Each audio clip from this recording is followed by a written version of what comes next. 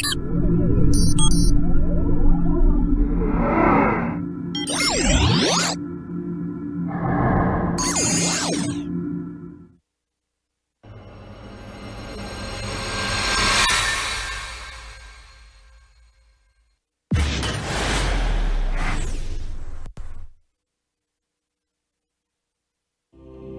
following content is not intended as a substitute for professional medical advice, diagnosis, or treatment. Always seek the advice of your physician or other qualified health provider with any questions you may have regarding a medical condition.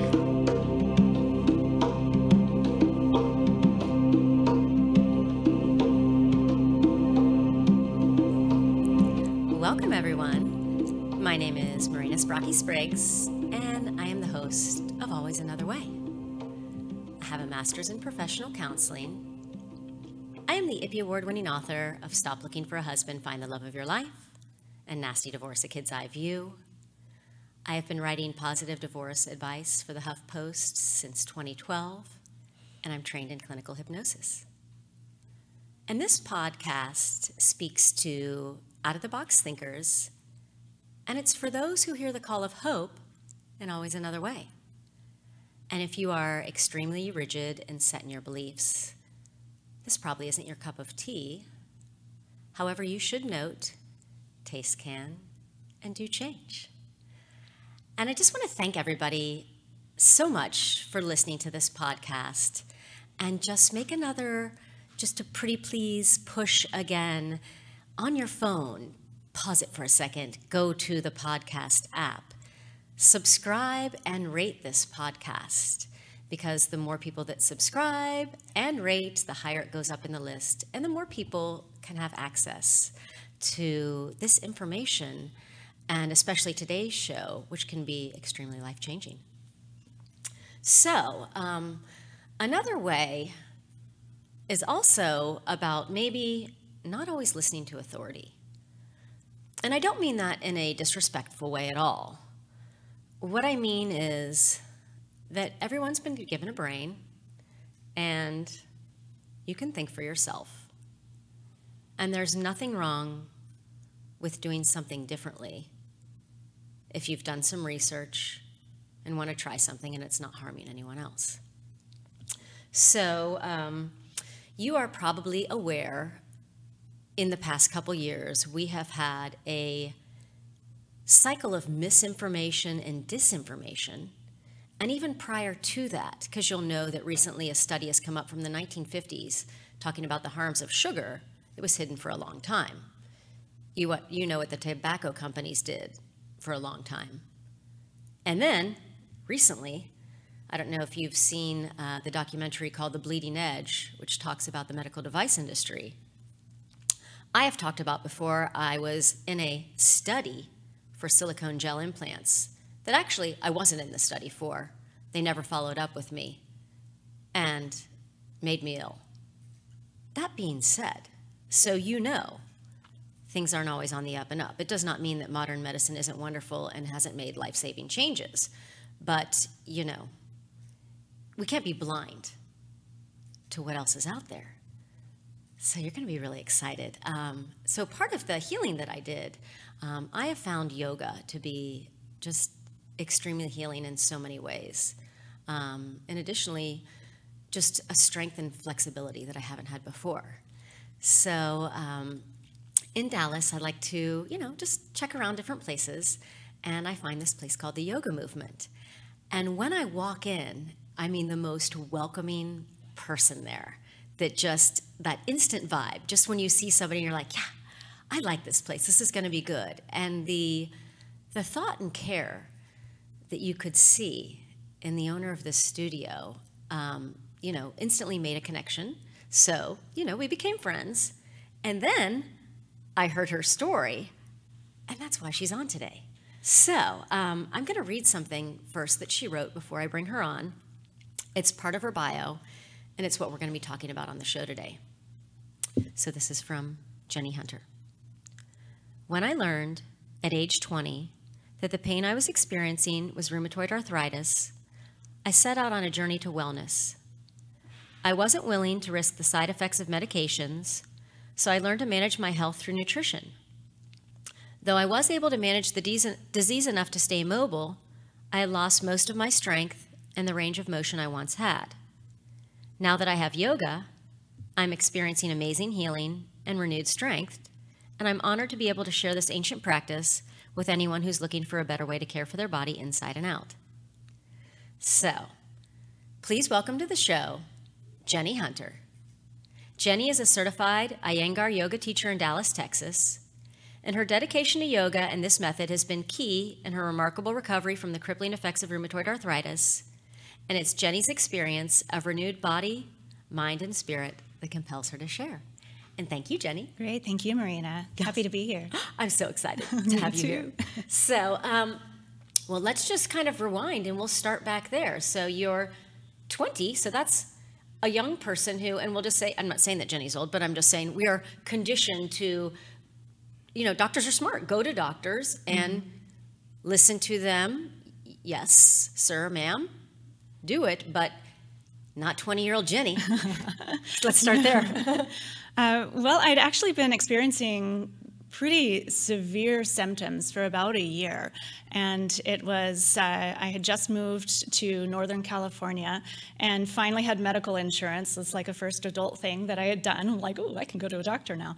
So I did go to a doctor, and after a barrage of tests and poking and prodding, you know, this old school doctor pretty much just said, well, you have a really rare and pretty fast progressing RH factor, and this is not looking good. So here's my recommendation.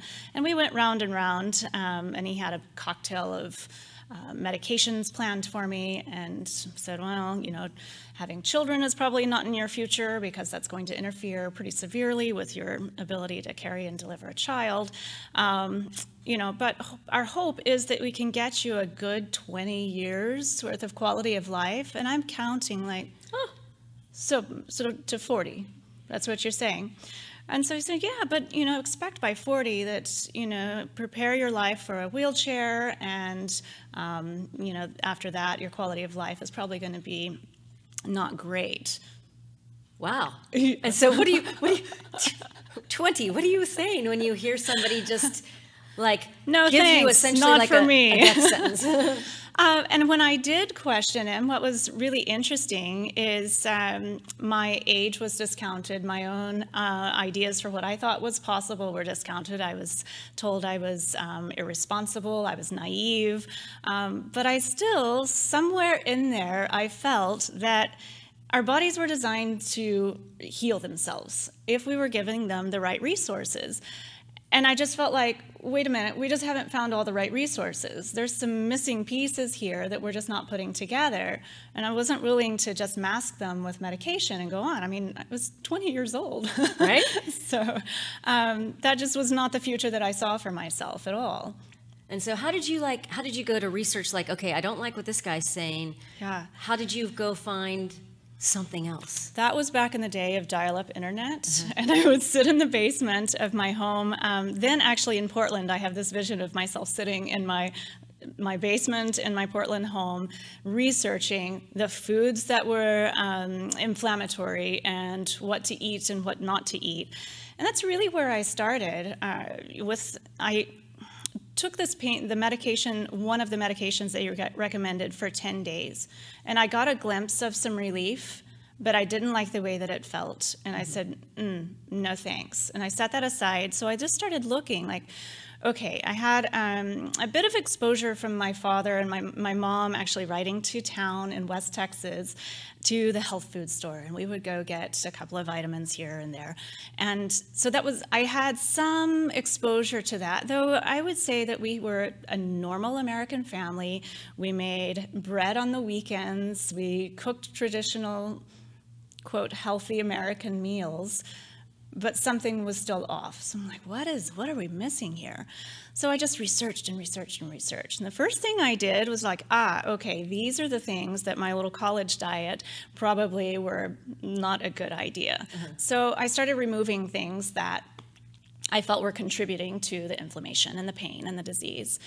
And that just left me with like 3.5 things I could eat, it felt like. So I'm like, wait a minute, I don't want to live this limited life and existence. So I felt quite deprived, and I thought, okay, well then I'll start adding things in. So maybe I can manage this with supplements. So I went back to that, my family taking me to the health food store.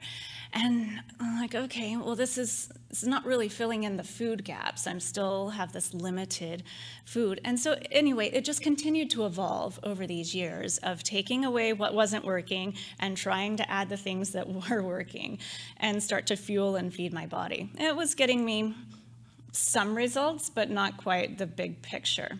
Okay, so then at that point, were you just like, maybe I should do the medicine? Was there any like little creep up of like, I don't know, this is kind of half working, or what made you still decide to say, Sure. I want to see something else, you know? I would have just enough positive results that I would see hope. And then I would have really strong waves of inflammation, of, as they would call it, flare-ups. And so I would sit there and you would question, because no one can experience pain other than you. Right. So it's quite lonely. And I would get to where maybe you couldn't see my swelling and cracking joints anymore. Maybe they weren't looking so much like an 80-year-old woman anymore. Maybe I could stand up straight again. So everyone assumed that I was fine, but inside it's really lonely. Yeah, and I mean, and there pain. are a lot of people I know that live with autoimmune and chronic illness and chronic pain that when you look at the person, Right. you look good. And then let's touch maybe a little bit about that, about what that's really like when, you know, you look fine. You look fine. Why are you acting like that? Right. You know? Right. And so to maintain that feeling of appearing fine to everyone meant a handful of ibuprofen just to get through whatever daily activities that I needed. Well, that was wreaking havoc on my body. But again, I was living in this life of supposed tos and keeping up and just being the person I was supposed to be and doing it all with a smile on my face. And, you know, it wasn't serving me. It wasn't helping anything. Only lasts for so long Only before. so long, and my resources were down. Exactly. Okay, so with that, before we get to this changing, have you always been someone who, when somebody tells you something, do you just accept it blind faithfully, or have you been a questioner? I would say I'm quieter about it. In fact, the way that I feel that I grew up, the message was to be a bit more compliant and not to cause a rift and to keep the peace and to do your best with a smile on your face. So I would say this was one of my first really bold moves as a person. And everything else, I felt like I just went along with it and did what I was supposed to do, did the expected. So inside somewhere, I knew that there was another way, but I know, right? But being able to speak for myself was really challenging. So I really commend people who stand against the norm if they know that something else is possible for themselves. Because that also is quite a lonely place to be. Yeah. You know, you show up to the family meals and potlucks with the eggplant instead of the green bean casserole with mystery ingredients. Then I was surprised that was what was weird. If I brought a clean vegetable and the rest of it was manufactured and mystery foods, as I would call them, then the simple was the thing that was odd and the more complicated or, you know, sensory was not. So I had to just start to stand for myself and go, no, this is better for me. And after you get this glimpse of what feeling better feels like, then the piece of chocolate cake at the end of the counter becomes less appealing. So I had to stand for myself when no one else could. Okay, nice. So you've done that. You've got the food piece down, but then let's morph into how does yoga come in here? So you're stepping along and getting a little bit more brave. We're stepping along for 17 years Okay. of riding this wave of inflammation and hoping something sticks. After trying other alternative therapies, whatever came into my awareness, I'm like, oh, maybe I should try that. And I can talk more about that another time, but I still was looking for that missing piece, right? And I was really grateful for, actually, after I moved back to Texas, after being in the Northwest, I was introduced to a DO who was incredible for me. He really respected the research that I had done.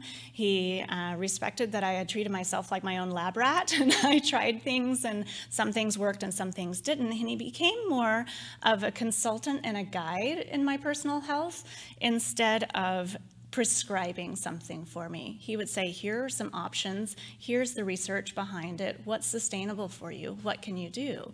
And how normal does that just sound? It was fantastic. And so we researched whole life food, even the raw milk side of things, and he also offered yoga in his office. So I knew that there were some things that were good, but I just didn't have access to it. Until one day, my former husband was sitting at home in the living room after being fired from a consulting job, and I thought, this is a lot of togetherness. It seems like one of us should be working. So I went out and I sat my 3 little kids down. Remember when I wasn't supposed to have children? I have 3 brilliant teenagers now. And so I went out and I said, all right, Mommy's gonna go look for a job. And I was introduced to someone in the fitness and yoga arena here. And so I agreed to be part of that world for a year. And one of the perks of working, and I worked for Lululemon and pre-branded a store and helped them on the management team for that store. But one of the things that I really loved was the personal development side, for one, that I got to help develop the employees there, and in fact the people in the community. But they paid me to go take yoga all over the city. Nice. It was fantastic. So that was when I really started a steady practice. But before that, one of my favorite stories, as I dabbled in it before that some, for my own sanity's sake, when raising my children, I was an artist in my previous life, is what I like to say. And I was making large-scale art, doing muraling, faux finishing. I had a really buff right arm, but nothing else in my body worked at all. So anyway, one of my events or gigs was to help a fitness center in North Dallas to re-up their branding and help with their kids center. One of my perks was to be able to use the facility. And I kind of giggled inside. I'm like, okay. So I showed up with like all this enthusiasm. I could have a trainer.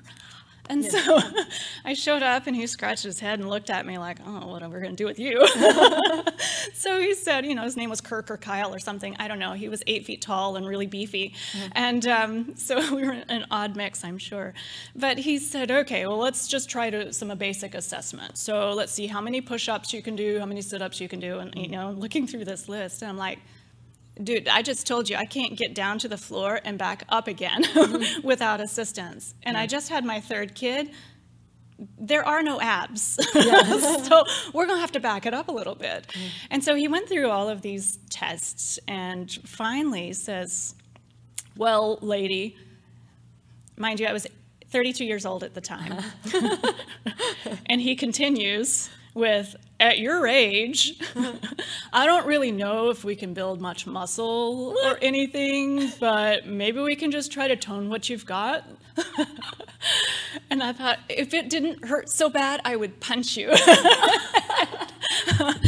So he just kind of dismissed me, and I said, thanks a bunch, I'll take it from here. And I'd been watching in the yoga room on the side of this gym. I'm like, okay, so I've heard some things about yoga. I'll get in there and see what happens. It's no impact, and I can build some strength and flexibility. Sounds all right, might as well use it if it's, for free. So I stepped in this room, and I had a tiny little teacher. She was tiny. And I thought, how is this woman doing all of these things? And hi, Ramona, if you're out there listening, and I'll share it with you. But she was so influential at first because I can still hear her voice going, it's okay, you just try. And what in my head, I'm hearing, wrap your right leg around your head, balance on your pinky finger, And, you know, and be grateful, okay? And Pretzel, like, girl, pretzel. What in the world is happening? I'm 5 steps behind everybody else because I'm trying to figure out how to get my right leg up to where they're talking about. Anyway, but she was brilliant because every time I showed up to practice, she would say, let's set an intention. And the only thing I could think of is, I'm glad I'm not home right now with those 3 children. I'm like, okay, if that's a starting point, fine. Right. But after that first yoga practice, and I cried most of the way through it because not only did it hurt, but it was just stirring stuff up in me that I wasn't expecting.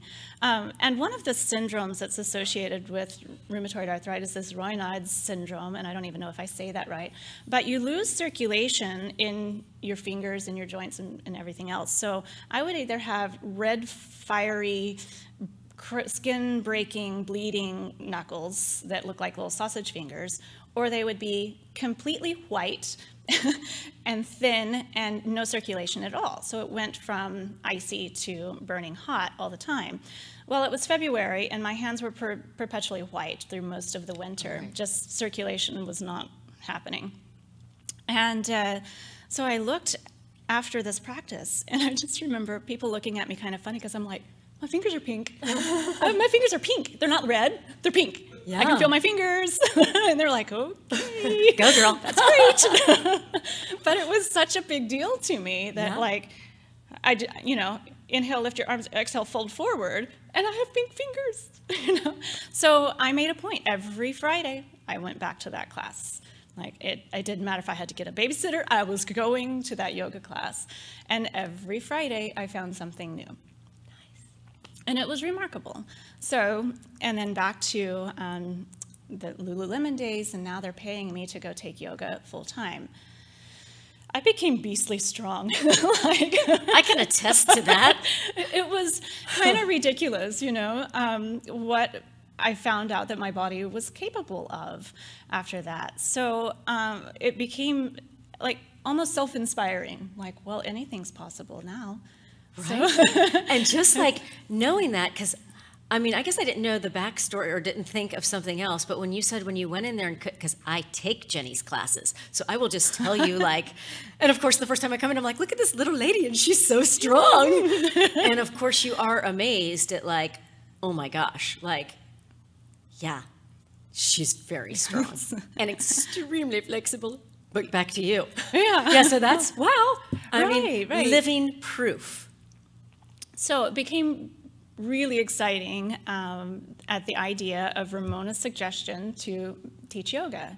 And I thought, me? Really? Like, I just got started.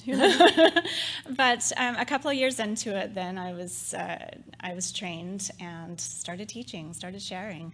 And if there's anything I wanted to share, is that I wanted people to know that what they thought was not possible, sorry, I've already experienced the opposite, and I believed that they could too. So it became my mission to help them overcome whatever obstacles they thought they had, and that's what I figured out, is most of it is just all in your head. Oh, that's for sure. So, yeah. It's the reason why it's called the placebo effect. Right. Because whether you think it or not, it is, and living proof. So, so now tell us about, so you've got this yoga, and I know you've got, but let's know more about you. So somebody's like, okay, I want more of this, and you've got a program coming up. Let's start talking about how you've morphed this into, you found personal healing, and now sharing with others how everybody can get a piece of that action. Yes, absolutely. For a few years now, I've said that my book is still writing itself, but I'm no longer delaying. I'm actually actively working on finishing that book to share with the world. But then I thought, okay, there's no need to wait for that book. Let's get after it. And what I'm calling is, let's do the big work. And sure, you can come to my yoga classes at the Yoga Movement, and you'll experience one level of that. But that's just one, the one aspect of this larger healing practice or experience. And what I've found is people think that it's only about the physical postures. Okay, so if I do, down dog and a push-up and and a back bend, then that's going to help me get over this yoga. But there's a whole other non-physical aspect of this practice that starts to change the way that you think. And that personal awareness and the personal inner strength that you gain brings a whole different level of discernment. And from that discernment, then you start to make different choices for yourself. You get to know yourself better. You have different tools to deal with the daily stresses. You have different tools to deal with your relationships. And it's all of those aspects that start to build this complete, abundant, authentic existence. So that's what I'm calling Live Well, and I'm offering a seminar. I'm going to call it an interactive lecture experience, where it's not on a yoga mat doing physical postures so much as looking at all of these other concepts that helped me become well and leaving you with some tools that you feel empowered. I'm not going to teach you to do the things that I did. I'm going to teach you the concepts that help you make the choices to learn to heal yourself. So that is happening September 23rd at the Yoga Movement at 1:30 in the afternoon, and you can register online at www.yogamovementdallas.com. And I'm so excited to be able to share this with everyone. So if you know people out there that are struggling with autoimmune diseases, with chronic inflammation, chronic pain, even debilitating injury, and that's a whole other story of me recovering from a severe break in my right leg. So, I've learned to practice, and I've been taught by amazing teachers that helps me to provide not just the physical practice that helps put you back together again, but one of my favorite phrases from my teacher, BKS Iyengar, is yoga helps you cure that which cannot be endured, or endure that which cannot be cured. And yeah. I'm like, go BKS Iyengar. Thank you, Guruji. Yes. So that's my mission. And this could be anyone from, young teenagers that are dealing with the adolescent rheumatoid arthritis, or those that have osteoarthritis, everyone in between that's suffering from not feeling 100%. Yeah, and living proof right here about another way, and just the power of making that choice in your mind that I don't want to accept this, which only one person is saying. It doesn't mean that these things aren't here, but you don't know until you try. Right. And just the proof of just trying something, and then you tried some things, okay, this doesn't work, but this works, and hey, wait, this works a little bit, and then you see that little bit of just, if people could hear this beacon of hope and just see that, just millions of people suffer with autoimmune. More and more every day that I hear. Yeah, so, and I can say, and what you just all talked about, the yoga in there too, is also what I found in that practice is, and I took it as a college class 26 years ago, and just because it was an elective, and I'm like, that sounds cool, yoga, and right time, but then I'm like, wow, this like silence and this, all the stuff that it does, aside from what it does to your body. Right. Wow. Right, exactly. Yeah. Super wow. So, super lucky wow. me that I get to do this every day. Yeah. So it's pretty exciting. Any other last imparting words of wisdom? I would say the more authentic that you are in living your personal truth and being yourself, then the happier you are. So take the time, invest the time in getting to know yourself and doing the work, right? And spending time with yourself.